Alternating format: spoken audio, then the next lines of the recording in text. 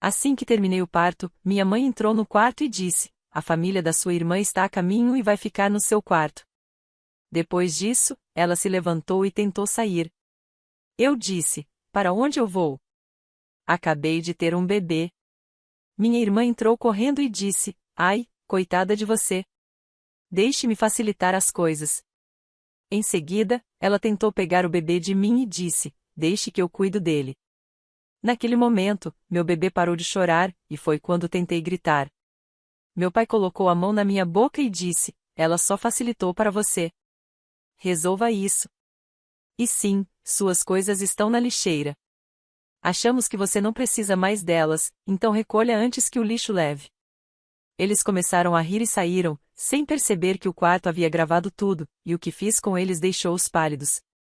Preciso começar do início, porque nada disso faz sentido sem contexto. Meu nome é Raquel e agora tenho quase 30 anos. Bem, eu tinha 27 quando tudo aconteceu, mas o trauma me envelheceu cerca de 5 anos em uma única noite. Crescendo, sempre soube que minha irmã Vanessa era a favorita. Ela tem 3 anos a mais que eu, e desde que comecei a formar memórias, entendi meu lugar na hierarquia da família. Vanessa tinha o quarto maior. Vanessa recebia roupas novas, enquanto eu vestia as usadas das primas. O boletim da Vanessa ia para a geladeira, mesmo quando ela tirava C, enquanto minhas notas a recebiam apenas um tapinha na cabeça e um lembrete para não me gabar. Meus pais, Linda e Robert Reis, comandavam juntos uma empresa de contabilidade bem-sucedida. Eles se orgulhavam da lógica e da justiça, o que tornava ainda mais confuso o favoritismo evidente por Vanessa. Passei minha infância tentando conquistar a aprovação deles, achando que talvez, se eu fosse inteligente, realizada, perfeita o suficiente, finalmente me veriam. Vanessa se casou com seu namorado do colégio, Derek, aos 25 anos. O casamento custou $40.000, tudo pago pelos meus pais. Eles ainda compraram uma casa como presente de casamento, 3 quartos, 2 banheiros, bancadas de granito, tudo completo. Quando me formei em enfermagem no topo da turma, meus pais me levaram ao Olive Garden. Vanessa nem apareceu. Conheci James no hospital onde trabalhava. Ele era fisioterapeuta, com olhos gentis e uma risada que me fazia sentir segura. Namoramos por 2 anos antes dele me pedir em casamento. O anel de noivado era modesto, porque estávamos economizando para comprar uma casa. A contribuição dos meus pais para o casamento foi de $2.000, junto com uma palestra sobre responsabilidade financeira. Tivemos uma cerimônia pequena em um local. Vanessa reclamou o tempo todo sobre as cadeiras dobráveis e o bar pago. Minha mãe concordou com ela, dizendo que eu deveria ter planejado melhor se quisesse um casamento decente. Aprendi a aceitar. Algumas pessoas ganham na loteria dos pais, e outras não. Eu tinha James, e isso já era suficiente. Quando descobri que estava grávida, senti medo e alegria na mesma proporção. James estava nas nuvens. Estávamos tentando há 6 meses, e ver aquelas 2 linhas rosas foi como ganhar algo precioso. Liguei para meus pais para dar a notícia. A resposta da minha mãe foi morna: "Que bom, querida. Vanessa também está pensando em ter outro bebê. Não seria divertido se vocês estivessem grávidas juntas?" Vanessa já tinha 2 filhos, Mason e Lily, de 5 e 3 anos. Ela teve 2 gestações perfeitas, com quase nenhum enjoo matinal, partos sem complicações e bebês que dormiam a noite inteira já na 8ª semana. Minha mãe nunca parava de falar sobre como a maternidade parecia vir naturalmente para Vanessa. Minha gravidez foi diferente. Eu tive perêmese gravídica, uma forma elegante de dizer que vomitava constantemente por 5 meses. Perdi peso em vez de ganhar. Fui internada 2 vezes por desidratação. Trabalhar tornou-se quase impossível, mas eu resisti, porque precisávamos do meu salário. Minha mãe me visitou apenas uma vez durante esses meses. Ficou 20 minutos, disse que eu estava com cara de cansada e saiu para fazer compras com Vanessa. James foi meu apoio. Ele segurava meu cabelo, trazia bolachas e ginger ale, me levava a todas as consultas. Os pais dele, que moravam em Oregon, enviavam pacotes de cuidado e ligavam toda semana para saber como eu estava. Não podiam viajar por causa da saúde do pai dele, mas prometeram visitar assim que o bebê chegasse. À medida que a data prevista se aproximava, James e eu preparamos nosso pequeno apartamento. Havíamos economizado o suficiente para nos mudar para um lugar de 2 quartos em um bairro decente. O quarto do bebê era minúsculo, mas perfeito, pintado de um amarelo suave, com móveis brancos. Montamos tudo nós mesmos. Estávamos prontos. O trabalho de parto começou 3 dias antes da data prevista. As contrações me acordaram às 4 da manhã e, às 7, já estávamos no hospital. Eu trabalhava nesse hospital há 6 anos. Aqueles eram meus colegas, meus amigos. Eu me senti tão segura quanto alguém poderia se sentir enquanto seu corpo parecia tentar se virar por dentro. 18 horas. Foi quanto tempo fiquei em trabalho de parto. 18 horas de dor que redefiniram o que eu acreditava que meu corpo podia suportar. James nunca saiu do meu lado. Ele respirava comigo, segurava minha mão, sussurrava palavras de incentivo quando eu tinha certeza de que não conseguiria continuar. Finalmente, à 1 da manhã, minha filha nasceu. 3,3 quilogramas. Pele oliva, cabelo escuro, dedinhos perfeitos que seguravam os meus com força surpreendente. Chamamos de Sophia Grace. As enfermeiras a limparam, checaram seus sinais vitais e a colocaram em meus braços. James chorava. Eu chorava. Sophia chorava. O quarto estava cheio de dor, alegria, exaustão e um amor tão intenso que parecia afogar de felicidade. Enviei mensagens para meus pais quando o trabalho de parto começou. Eles não responderam. Enviei novamente quando Sophia nasceu, incluindo uma foto. Nada. Por volta das 2 da manhã, as enfermeiras me levaram para a sala de recuperação. Era um quarto particular porque eu trabalhava ali e meu gerente havia conseguido. James tinha ido à cafeteria pegar comida, já que nenhum de nós comia desde o meio-dia do dia anterior. Sophia dormia no berço ao lado da minha cama, enrolada em cobertores hospitalares rosa e branco. Eu cochilava, meu corpo gritando, apesar da medicação para a dor, quando a porta se abriu. Minha mãe entrou vestindo um agasalho roxo e uma expressão de leve irritação. Ela não olhou para Sophia. Não me parabenizou. Caminhou até o pé da minha cama e disse aquelas palavras que ficaram gravadas na minha mente para sempre: a família da sua irmã está a caminho e vai ficar no seu quarto. Pisquei para ela, tentando entender a frase. Meu cérebro estava nebuloso de cansaço e medicação. O quê? Disse minha mãe. Vanessa, Derek e as crianças estão vindo para cá agora.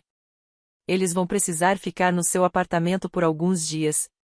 Já tenho suas chaves. Ela ergueu meu chaveiro, que devia estar na minha bolsa. Chegarão até amanhã de manhã. As palavras não faziam sentido. Mãe, eu acabei de ter um bebê. Amanhã vamos levar a Sophia para casa. Onde nós deveríamos ficar? Ela deu de ombros. Isso não é problema meu, Raquel. A casa da Vanessa está sendo fumigada. Algo sobre cupins. Tem que ser agora, e eles não podem ficar com a gente porque estamos reformando a cozinha. Seu apartamento é a solução lógica. Mas você vai trazer seu bebê para casa. Resolva isso. Ela já estava se virando para sair. Algo quente e desesperado subiu no meu peito. Para onde eu vou? Acabei de ter um bebê. A porta se abriu novamente, e Vanessa entrou como uma tempestade, vestindo roupas de grife confortáveis e um sorriso que não chegava aos olhos. Ai, coitada de você, disse, com voz carregada de falsa simpatia. Deixe-me facilitar as coisas. Ela foi direto para o berço. Meu coração parou. Vanessa, não. Ela se abaixou e pegou Sophia nos braços, ainda enrolada no cobertor. Deixe que eu cuido dela. Você está exausta, Ha? Sou uma mãe experiente. Sei o que estou fazendo. Sophia dormia tranquilamente. No momento em que Vanessa a ergueu, começou a chorar. Não um chorinho, não um gemido, mas gritos de recém-nascida que enchiam o quarto. Me devolve. Minha voz saiu sufocada. Deve estar com fome. Vou levá-la para o quarto do bebê. Me dá minha filha. Tentei me sentar, tentei alcançá-la, mas meu corpo não colaborava. Eu tinha acabado de expulsar um ser humano do meu corpo algumas horas atrás. Tudo doía. Vanessa recuou em direção à porta, segurando minha filha aos gritos. Você está sendo dramática. Estou te ajudando. Abri a boca para gritar, para chamar as enfermeiras, para fazer qualquer coisa para recuperar meu bebê. Uma mão se fechou sobre minha boca. Grande, áspera, familiar. Meu pai entrou no quarto sem que eu percebesse. Ele pressionou a palma da mão contra meu rosto com força suficiente para doer, abafando minha voz. Ela só facilitou para você, disse, com voz fria. Resolva isso. E sim, suas coisas estão na lixeira. Achamos que você não precisa mais delas, então recolha antes que o lixo leve. Eles começaram a rir. Todos os três. A risadinha aguda da minha mãe, a gargalhada maliciosa da Vanessa, o riso profundo do meu pai. Eles riram enquanto Sofia gritava nos braços da minha irmã, enquanto a mão do meu pai cobria minha boca e eu lutava desesperadamente contra meu próprio corpo exausto. Então eles saíram. A porta se fechou atrás deles.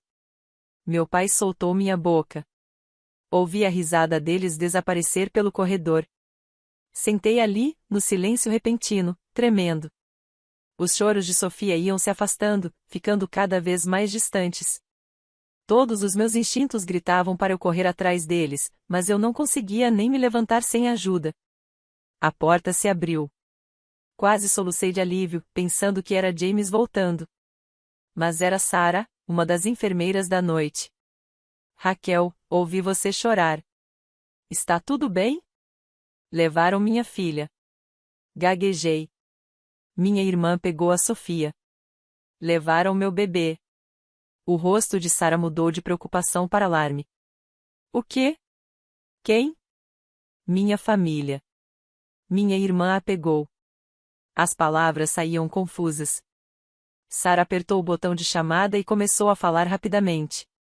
Em segundos, 2 outras enfermeiras e um segurança estavam no meu quarto. Expliquei entre lágrimas o que havia acontecido. Encontraram Vanessa no corredor, ainda segurando Sofia, discutindo com uma enfermeira que a impediu de sair da maternidade. Uma supervisora que eu conhecia, Margarete, retirou pessoalmente Sofia dos braços de Vanessa e a trouxe de volta para mim. Segurei minha filha com tanta força, cheirando seu cabelo, sentindo seu calor, checando se estava tudo bem. Vou chamar a polícia, disse Margarete. Isso foi uma tentativa de sequestro. Ela é minha irmã, disse eu, entorpecida. Eles são minha família. Não importa se ela fosse o papa, disse Margarete. Ninguém tira um bebê da mãe. Vanessa gritava no corredor, eu sou tia dela. Tenho direitos. Ela me deu permissão. A voz do meu pai se juntou, isso é assunto de família. Você não tem autoridade aqui. James apareceu correndo na esquina, com 2 cafés nas mãos. Ele olhou a cena e ficou pálido. O que aconteceu? Expliquei. Observei sua expressão mudar de confusão para horror, e depois raiva. James, que nunca havia levantado a voz para ninguém desde que eu o conhecia, começou a gritar com meu pai bem no meio do corredor do hospital. A segurança retirou minha família do local. Meus pais e Vanessa foram proibidos de entrar na maternidade. Eu registrei um boletim de ocorrência. Os policiais foram compreensivos, mas explicaram que situações familiares eram complicadas e, sem evidências claras de intenção de levar a criança permanentemente, era improvável que as acusações fossem aceitas. James ligou para um chaveiro ainda da minha cama e mandou trocar imediatamente as fechaduras do nosso apartamento. Ficamos mais um dia no hospital, porque eu estava com medo de sair. Durante esse tempo, lembrei de algo. Nosso prédio havia instalado novos sistemas de segurança 6 meses antes. Cada unidade tinha uma câmera na sala principal, conectada a um aplicativo em nossos celulares. James tinha configurado, mas quase se esquecido dela. Mas a câmera estava lá, gravando. Com mãos trêmulas, abri o aplicativo no meu celular. Todas as imagens estavam lá. Meus pais entrando no apartamento com minhas chaves. Minha mãe vasculhando nossas coisas, colocando itens em sacos de lixo. Meu pai carregando os móveis do quarto de bebê para fora do apartamento. Vanessa os dirigindo como se estivesse organizando uma casa, apontando o que deveria ficar e o que deveria ser jogado fora. Jogaram fora o cobertor que a avó de James havia feito para Sofia. Jogaram fora a cadeira de balanço que compramos em um leilão e reformamos juntos. Descartaram sacos de roupas de bebê, fraldas, cobertores.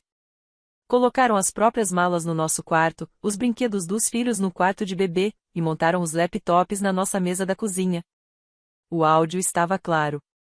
Minha mãe rindo de como eu finalmente aprendi meu lugar.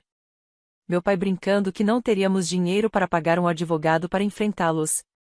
Vanessa dizendo que sempre quis meu apartamento porque tinha melhor iluminação natural que a casa dela, e talvez, depois de ficar alguns dias lá, convencer Derek a comprá-lo de nós. Falavam de mim como se eu fosse um obstáculo, um incômodo. Meu pai disse que eu era uma decepção desde o nascimento, sempre carente, sempre exigindo atenção. Minha mãe concordou, dizendo que, pelo menos, Vanessa lhes dera netos de que poderiam se orgulhar. Vanessa disse: quando nos estabelecermos aqui, provavelmente podemos convencê-la a nos deixar ficar permanentemente. Ela é mole. E se a Raquel ficar brava, mãe e pai podem ameaçar cortá-la financeiramente. Não que haja algo de que cortá-la. Riram. Beberam nosso vinho. Jogaram fora as coisas da minha filha e riram. Assisti ao vídeo inteiro 3 vezes, para ter certeza de que entendia cada palavra. Depois, salvei em múltiplos serviços de nuvem e fiz cópias em 2 pendrives separados. James assistiu uma vez e precisou sair do quarto. Ouvi-o chorando no banheiro. Quando finalmente voltamos para casa, 2 dias depois, ficamos em um hotel. James ligou para seu primo, que era advogado. Marcamos uma consulta para a semana seguinte. O apartamento estava exatamente como o vídeo mostrava. Nossos pertences estavam espalhados pelo lixo atrás do prédio. Algumas coisas podiam ser recuperadas, muitas não. O lindo cobertor com o nome de Sofia bordado estava manchado, sem possibilidade de salvamento. Chorei ali no estacionamento, enquanto James me abraçava e Sofia dormia no bebê conforto. Meus pais ligaram 18 vezes naquele primeiro dia. Vanessa ligou 32 vezes. Bloqueei todos os números deles.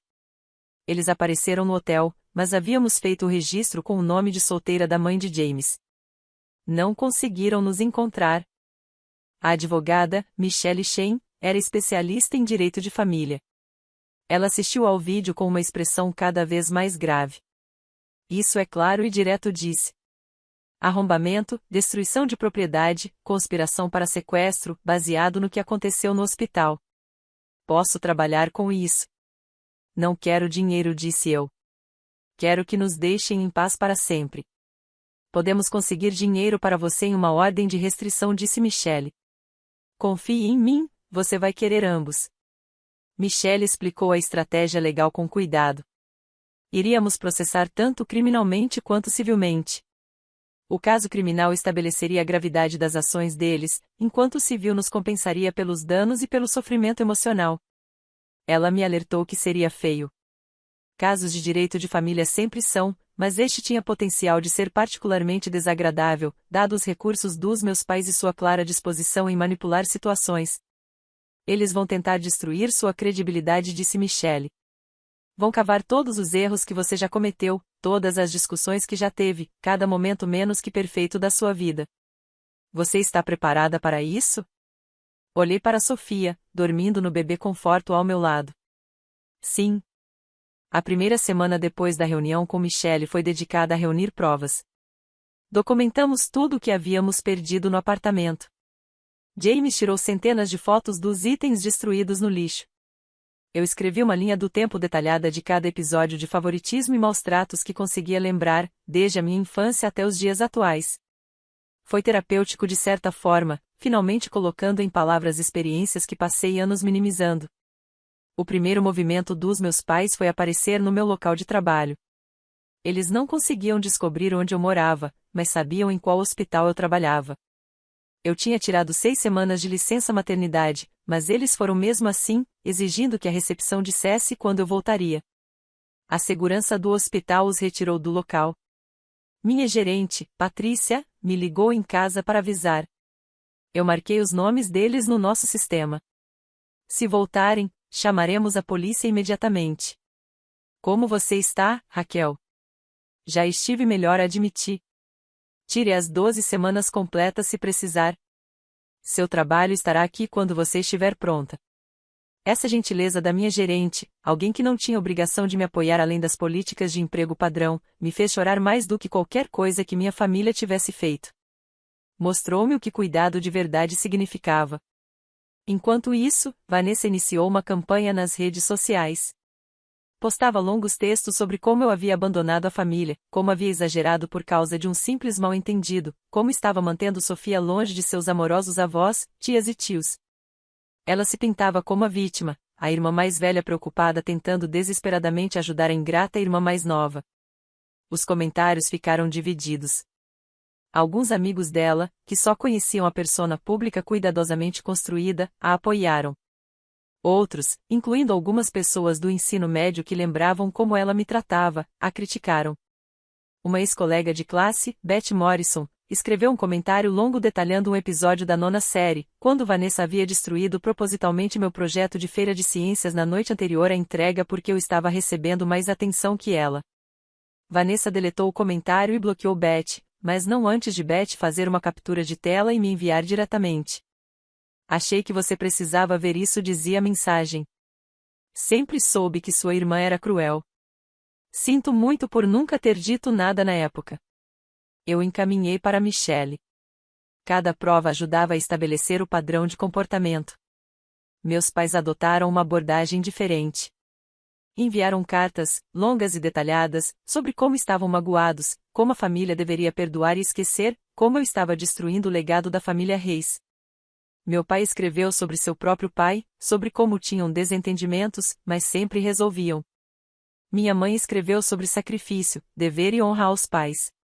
Nenhum deles mencionou tentar dar meu apartamento enquanto eu estava em trabalho de parto.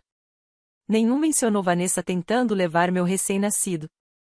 Eles haviam reescrito a história em suas mentes, transformando-se em vítimas feridas da paranoia de uma filha instável. Michelle me disse para não responder. Deixe que se enforquem com as próprias palavras, aconselhou. Cada carta que eles enviam e que falhem em reconhecer o que realmente fizeram só fortalece nosso caso. A audiência preliminar foi marcada para 2 meses após o incidente. James e eu precisávamos comparecer pessoalmente. Eu estava aterrorizada de ver minha família novamente, de estar na mesma sala que eles. Michelle organizou para que chegássemos e saíssemos separadamente, por entradas diferentes. Ainda assim, eu os vi no corredor do tribunal. Minha mãe parecia mais velha, mais cansada. O maxilar do meu pai estava tenso daquele jeito teimoso que eu lembrava das discussões da infância. Vanessa parecia convencida, como se achasse que tudo isso iria passar e eu acabaria voltando rastejando. Derek estava com ela, parecendo desconfortável, sem coragem de me encarar. A audiência em si foi breve. Ambos os lados apresentaram um resumo básico de seus casos.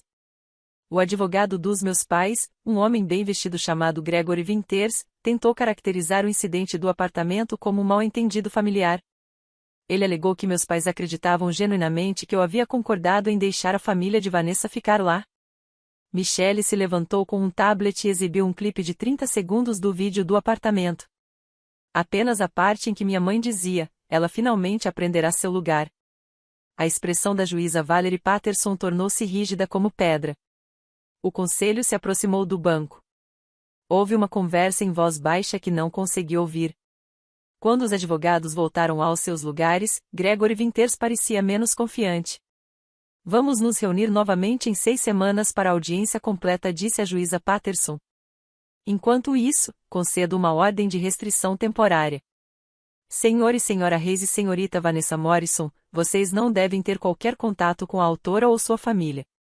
Isso inclui contato direto, indireto através de terceiros, e quaisquer publicações em redes sociais que façam referência a este caso ou à autora. Está claro? Sim, meritíssima, responderam em uníssono. Ao sair do tribunal, senti como se pudesse respirar pela primeira vez em semanas. Mas a paz não durou. Meus pais encontraram maneiras de contornar a ordem de restrição. Não podiam me contatar diretamente, mas podiam contatar os pais de James. Ligaram para a mãe dele, chorando sobre como haviam sido injustamente retratados, como sentiam falta da neta, como só queriam fazer as pazes. A mãe de James, Diane, foi um anjo. Ouviu educadamente e então disse: se realmente quisessem fazer as pazes, teriam começado com um pedido de desculpas, em vez de tentar manipular outro avô para fazer o trabalho sujo de vocês. Não liguem para este número novamente. Eles tentaram meu local de trabalho em seguida, enviando flores e cartões endereçados a mim. Patrícia interceptou tudo e documentou antes de descartar. Cada violação foi relatada a Michelle, que compilou todas para a juíza. Minha família extensa também se envolveu. A irmã da minha mãe, tia Carol, me ligou de um número que eu não reconhecia. Atendi, pensando que pudesse ser sobre uma mudança de turno no trabalho. Raquel, querida, sua mãe está devastada, disse Carol, sem rodeios. O que aconteceu entre vocês duas? Com certeza você pode encontrá-la no coração e perdoá-la. Ela é sua mãe. Ela lhe contou o que fez? Perguntei. Disse que jogou fora as coisas do meu bebê enquanto eu estava em trabalho de parto? Disse que minha irmã tentou sequestrar meu recém-nascido no hospital? Silêncio. Tia Carol, eu tenho evidências em vídeo de tudo. Quer que eu lhe envie? Não, não acho necessário. Tenho certeza de que existem dois lados. Não existem. Eu disse. Há o que aconteceu, que tenho em vídeo, e há as mentiras que estão contando para todos os outros. Cansei de ser manipulada por essa família. Desliguei. Minhas mãos tremiam, mas me senti poderosa. Nunca havia enfrentado um membro da família assim antes. As semanas que antecederam a audiência completa foram exaustivas. Tive que prestar depoimento, o que significava sentar em uma sala com Gregory Winters enquanto ele me fazia perguntas invasivas, projetadas para me fazer parecer mal. Perguntou sobre meu casamento, minhas finanças, meu histórico de saúde mental, meu relacionamento com meus pais enquanto crescia. Michelle me preparou para isso. Responda honestamente, mas de forma breve orientou. Não se estenda, a menos que perguntada. Não se emocione, se possível. Você já ressentiu sua irmã? Perguntou Winters. Às vezes respondi. Você já sentiu que seus pais a tratavam melhor do que você? Sim. Não é possível que a sua percepção de tratamento desigual tenha influenciado a interpretação das ações recentes deles? Não. Tenho evidências em vídeo das ações recentes deles. As palavras deles falam por si mesmas. Ele tentou explorar outros ângulos, mas Michelle interrompia qualquer pergunta que fosse longe demais. Quando chegou a vez de Michelle questionar meus pais, pude vê-los se contorcendo. Senhora Reis, pode explicar por que entrou no apartamento de sua filha sem permissão enquanto ela estava em trabalho de parto? Tínhamos as chaves dela. Vanessa precisava de um lugar para ficar. Raquel deu permissão para vocês usarem essas chaves para entrar no apartamento dela? Bem, não. Mas ela deu permissão para remover os pertences dela? Estavam apenas abrindo espaço. Sim ou não, senhora Reis? Sua filha deu permissão para que vocês jogassem fora os pertences dela? O rosto da minha mãe ficou vermelho. Assistir ao depoimento do meu pai foi ainda mais difícil. Ele era melhor em manter a compostura, desviando perguntas com outras perguntas, mas mesmo ele não conseguiu explicar as imagens do vídeo. Senhor Reis, nesta gravação, ouvimos você dizer, e cito, ela tem sido uma decepção desde o nascimento. Estava se referindo à sua filha, Raquel? Isso foi tirado de contexto. Que contexto tornaria essa declaração aceitável sobre sua filha, que acabará de dar à luz? Ele não teve resposta. O depoimento de Vanessa foi um desastre para o lado deles. Ela ficou imediatamente na defensiva, respondendo às perguntas de Michelle com agressividade e se contradizendo várias vezes. Quando perguntada por que havia tirado Sofia do berço, primeiro disse que estava tentando ajudar, depois disse que Sofia estava chorando e eu não respondia, e então admitiu que Sofia não havia chorado até que ela a pegou. Você planejava devolver o bebê para Raquel? Perguntou Michelle. Claro. Então por que se dirigiu para a saída em vez da cama dela? Eu ia levá-la para o quarto do bebê. O quarto estava na direção oposta. Você estava indo para o elevador. O advogado de Vanessa tentou se opor, mas o estrago já estava feito. A história dela não resistiu ao escrutínio. Entre os depoimentos, eu tentava ser uma nova mãe. Sofia era birrenta, o que significava horas de choro que nada parecia acalmar. Eu estava privada de sono, emocionalmente exausta e mal me sustentando. James fazia tudo o que podia, mas teve que voltar ao trabalho depois de 2 semanas de licença paternidade. Houve noites em que eu sentava no quarto do bebê às 3 da manhã, embalando a Sofia aos gritos, me perguntando se havia cometido um erro ao seguir com a ação legal. Talvez teria sido mais fácil apenas nos mudarmos, mudar de nome, desaparecer. O estresse era esmagador, mas então eu me lembrava da mão do meu pai sobre minha boca. Lembrava da risada de Vanessa enquanto segurava minha filha chorando. Lembrava da minha mãe dizendo que eu finalmente havia aprendido meu lugar, e sabia que estava fazendo a coisa certa. O caso criminal avançou mais rápido que o civil. A promotora, uma mulher chamada Amanda Rodrigues, era apaixonada pela acusação de tentativa de sequestro. Ela construiu sua carreira protegendo vítimas vulneráveis, e via as ações de Vanessa como claras. Mães recentes estão em um estado incrivelmente vulnerável, explicou Amanda em uma de nossas reuniões. Fisicamente, hormonalmente, emocionalmente.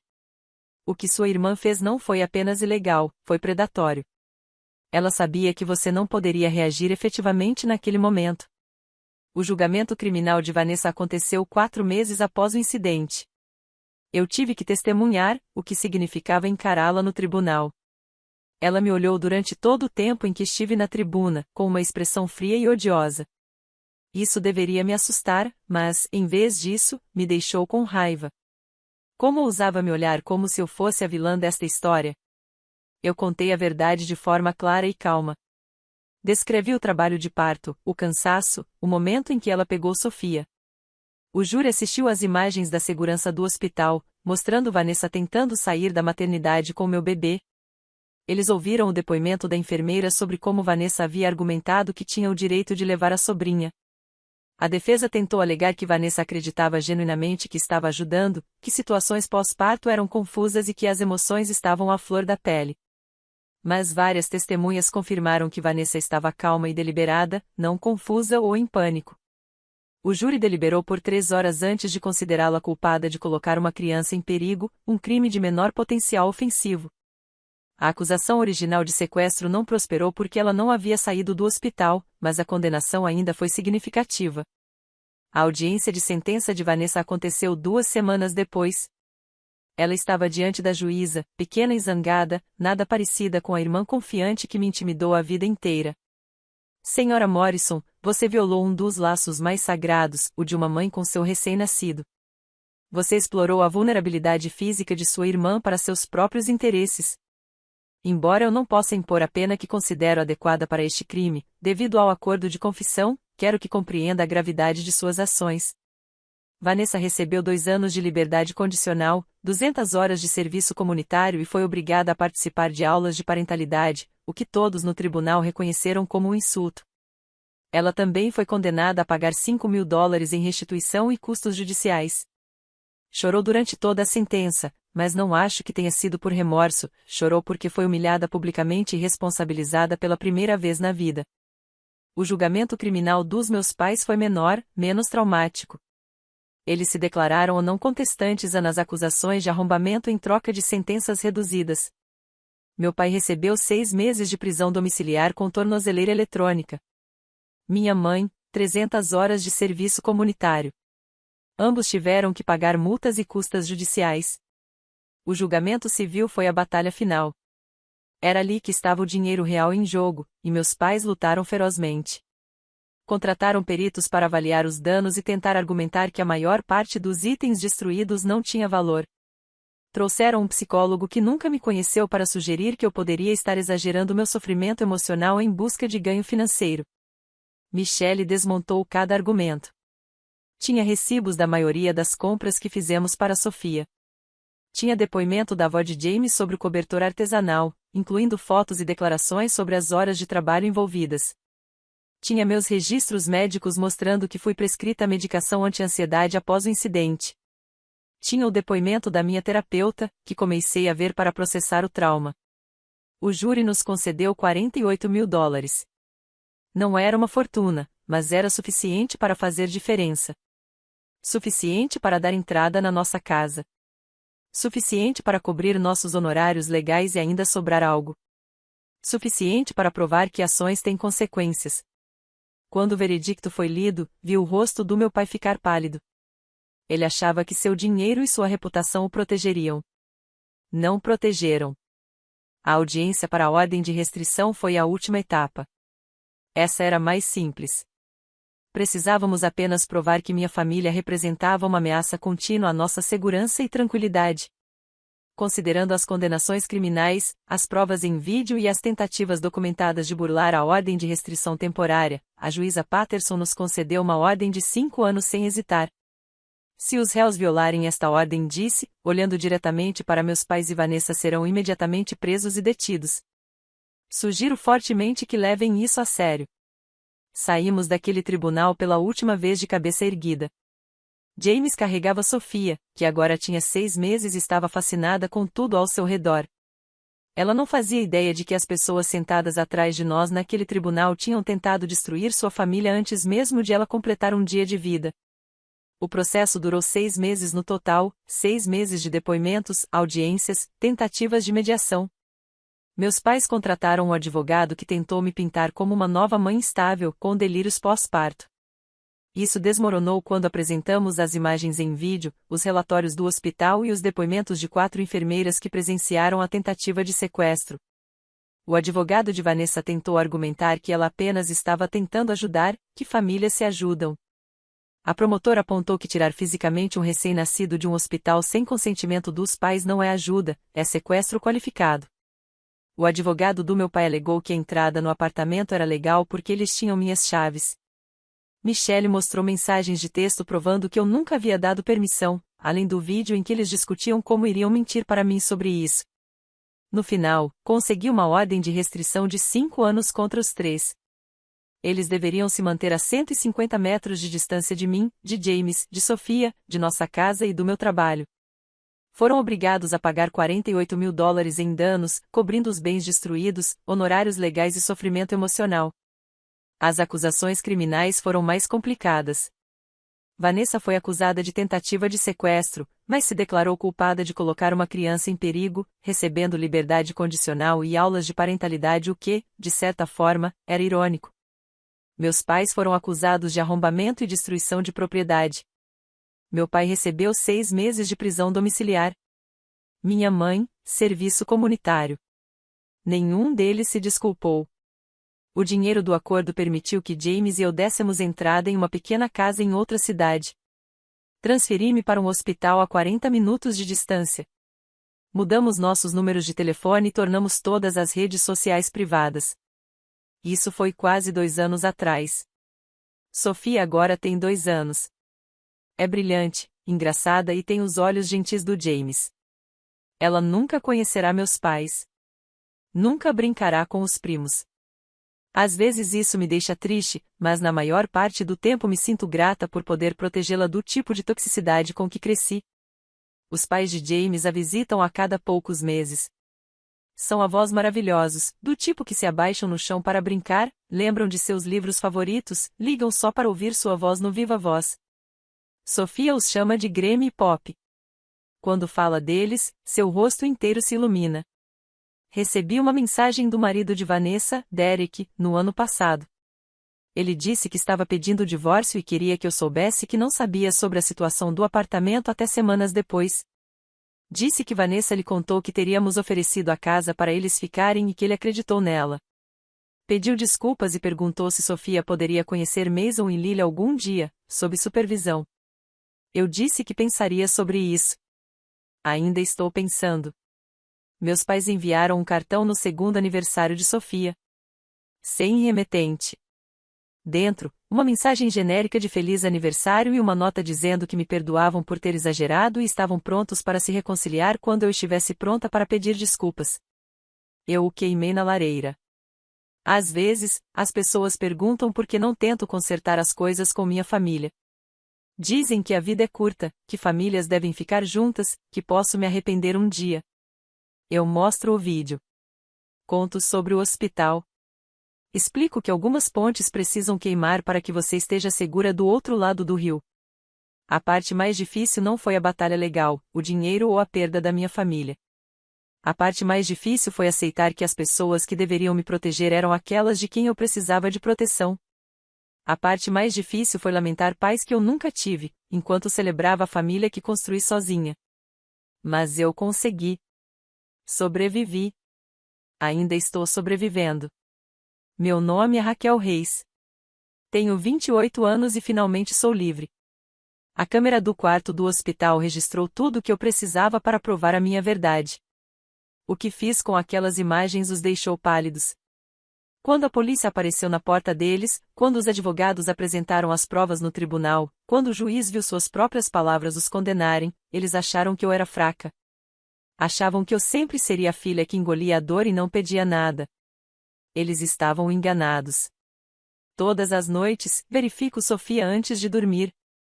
Observo sua respiração, seu peitinho subindo e descendo, completamente segura em seu quarto, em nossa casa, onde ninguém pode machucá-la. James e eu construímos esta vida com nossas próprias mãos. Sem a ajuda de ninguém que tenha tentado nos destruir. Algumas histórias não têm finais felizes. Esta tem. Só não é o final que minha família queria. E, honestamente, isso a torna ainda mais doce. Meu nome é Raquel Reis. Tenho quase 30 anos e finalmente sou livre.